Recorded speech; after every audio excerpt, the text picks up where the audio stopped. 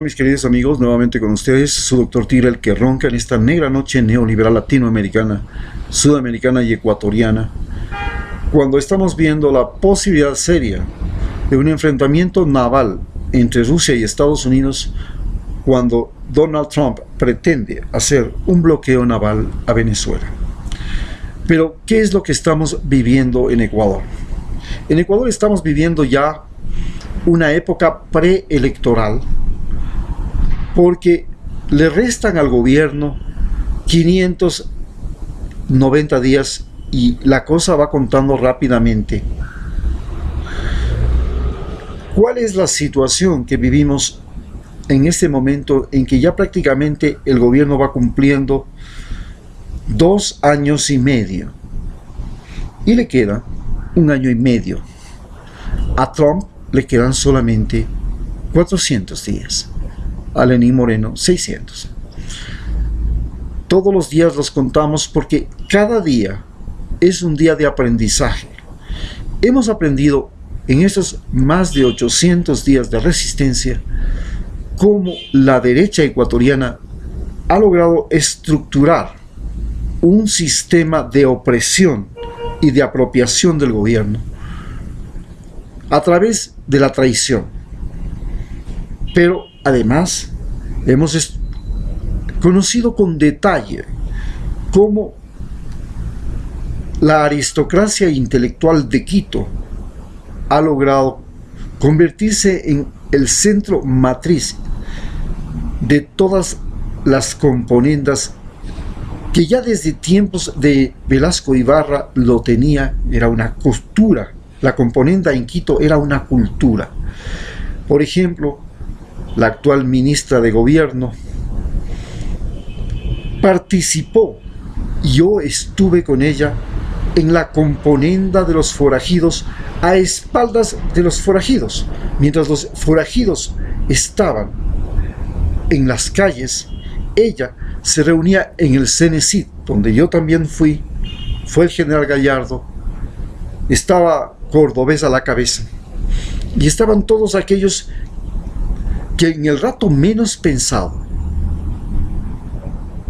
cogieron un avión y fueron a Guayaquil a buscarle al vicepresidente del coronel Lucio Gutiérrez, y lo trajeron a Quito para que Palacios, el doctor Palacio, fuera coronado en Ciespal por la actual alcaldesa de Guayaquil como nuevo presidente del Ecuador. Y fue tan astuta la jugada que Lucio Gutiérrez cae por nombrar una Corte Suprema de Justicia del Partido Social Cristiano en alianza con su mayor opositor y enemigo, el partido MPD, marxista, leninista, estalinista, maoísta, y los dos crean la Pichicorte, y luego el Partido Social Cristiano, en una jugada audaz, va y lo corona presidente a Palacio en Ciespal. Y en toda esta componenda estaba la actual ministra de Gobierno, que me conoce y la conocí yo.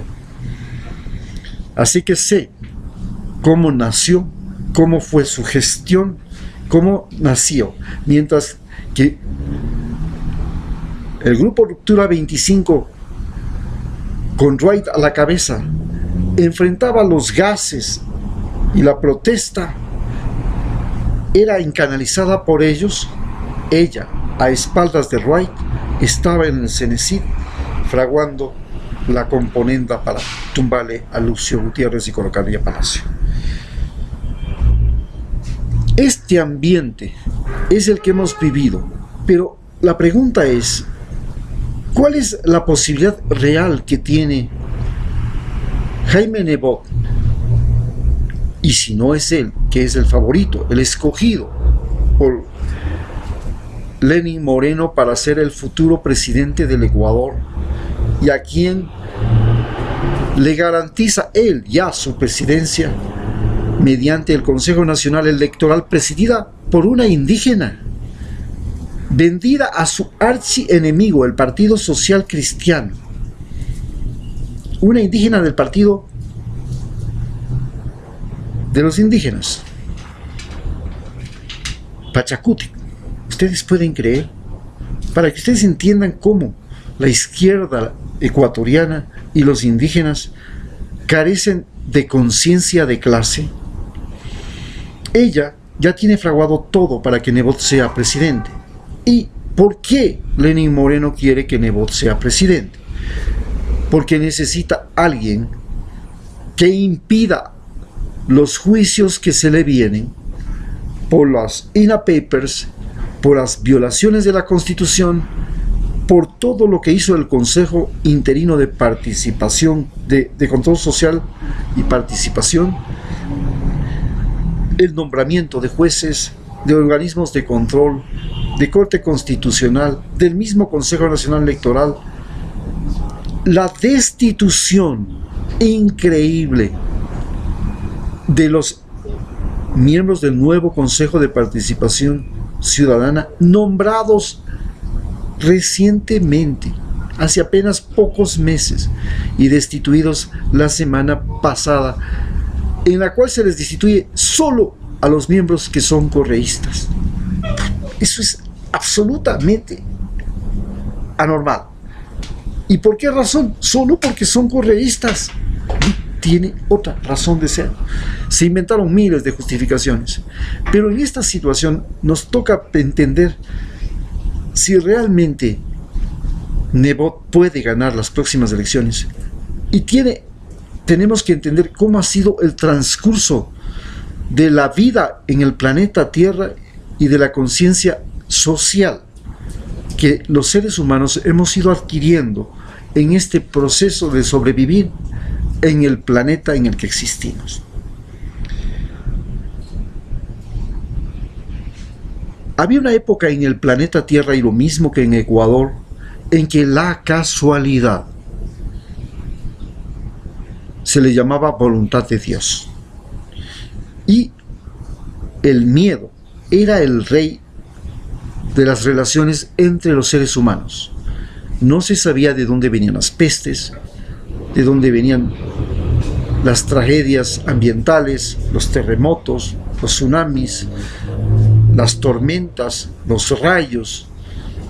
Todo eso parecía que venía de un poder extraterrestre, de un poder sobredimensionado, de algo extraordinario. Entonces, de ese momento, aparecieron los denominados dioses visibles. Los dioses visibles empezaron por ser las montañas, el sol, los volcanes, los ríos, las cascadas, pero además seres humanos que decían eran la encarnación de Dios, como los faraones, como el rey de los incas, como el rey de los mayas, y cada uno de ellos se sentía que llegaba a ser emperador porque aquel Dios llamado casualidad les había puesto en el trono. En ese momento, lo más importante para los seres humanos era la memoria oral, y entonces todo se transmitía de una forma precedera a través de la memoria oral. Precedera quiere decir, duraba un tiempo, no duraba todo el tiempo, y luego iba tomando deformaciones y se convertía en mitos, a tal punto que la misma Biblia se convierte en un libro de mitos que son el fundamento del judaísmo, del islamismo y del cristianismo. Después de eso comienza a aparecer la memoria escrita, y es en ese momento en que aparece la voluntad del ser humano, la voluntad humana, como lo más importante, y los seres humanos comienzan a sentir y a crear ya no un culto a la casualidad, a lo que llamaban ellos la casualidad. Se le conocía entonces como con el nombre de voluntad de Dios, sino que comienzan a rendir culto a la sabiduría, Comienzan con las religiones orientales, el confucianismo, el budismo, el taoísmo, 500 años, 800 años antes de nuestra era. Y estas religiones son religiones que tienen escritura. Y en las escrituras se comienza a guardar pensamientos, historias y recomendaciones para otros seres humanos. Y así aparecen los dioses invisibles. Y estos dioses invisibles nacen de libros. E inclusive los libros se convierten en dioses. La Biblia y el Corán, el libro del Tao, los textos de Confucio y los libros de las religiones hindúes se convierten en dioses. No es lo que dice el libro, es el mismo libro. Llegan a conseguirse en Dios a tal punto que hasta el día de hoy los gobiernos, los presidentes juran sobre la Biblia. Antes juraban ante Dios en el altar, como cuando usted se va a casar y hace un juramento ante el altar. Hoy se jura sobre la Biblia. Es decir, la escritura se convirtió en Dios. Y ahí apareció la memoria imprecedera. Esa memoria imprecedera hoy domina al mundo y le domina a la memoria precedera, y nosotros seguimos siendo un país católico, mientras que Estados Unidos es un país predominantemente evangélico. Pero después de eso, al entrar al siglo XX, aparece una nueva forma de memoria. Se llama la memoria audiovisual. Los discos, los CDs, los videos, la internet se convierten en la nueva memoria del ser humano. Esta memoria del ser humano al comienzo estaba en manos solo de ciertos tipos que manejaban esta memoria. Los periodistas, los profesores universitarios, los profesores de escuelas y colegios. Ellos dominaban y controlaban esta memoria audiovisual, que es ya no una memoria imprecedera solamente, es una memoria permanente. Y es en este momento en que están atrapados los candidatos Jaime Nebot y Lasso, cuando todo el Ecuador puede buscar en la memoria guardada en internet cuál ha sido la trayectoria y la vida de estos fulanos.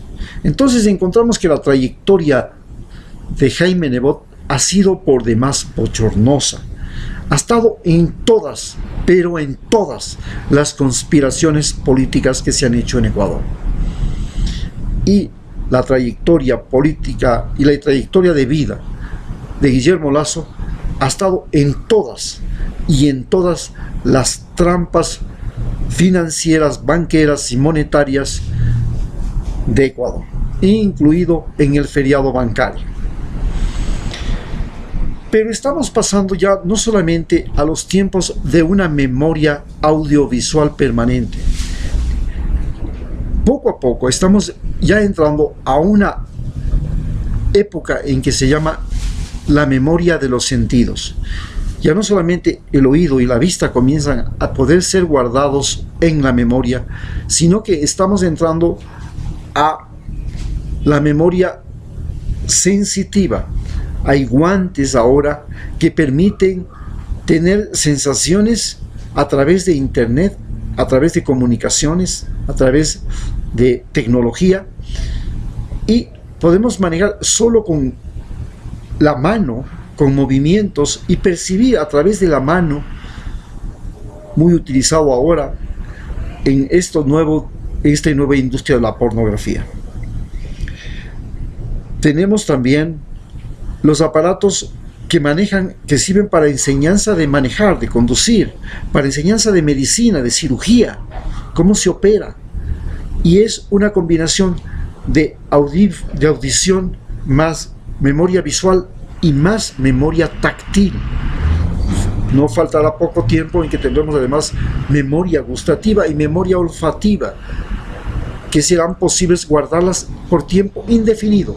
Y entonces pasamos de la memoria permanente a la memoria trascendente. Y en ese momento que entremos a la memoria trascendente, la posibilidad de los políticos de este siglo que gobiernan los países del mundo será los del siglo XX, los que tengan todavía alguna trayectoria en el siglo XX, será imposible. Ya en este momento que tenemos memoria permanente, le es muy difícil a gobiernos como los de Lenin Moreno gobernar, porque todos los días la gente tiene videos y puede recordar cada uno de sus gestos. Muchas gracias.